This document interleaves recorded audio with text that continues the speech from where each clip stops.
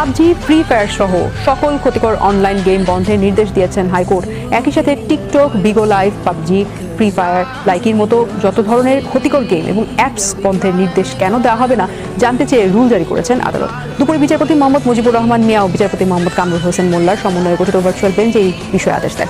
রিটকারী আইনজীবী ব্যারিস্টার মোহাম্মদ হুমায়ুন কবির পল্লব এই তথ্য জানান। গত 1 জুলাই এই বিষয়ে শুনানি ও আদেশের জন্য দিন ঠিক করেছিলেন হাইকোর্ট। এই সময়ের মধ্যে সরকারি সংশ্লিষ্ট দপ্তরে পাঠানো লিগ্যাল নোটিসের কপি বিটিআরসি কর্তৃপক্ষকে সরবরাহ করতে বলা হয়। এর আগে গত 24 জুন মানবাধিকার সংগঠন ল অ্যান্ড লাইফ ফাউন্ডেশনের পক্ষে গেম ও অ্যাপগুলোর ক্ষতিকারক দিক তুলে জনস্বার্থে রিট দায়ের করা হয়।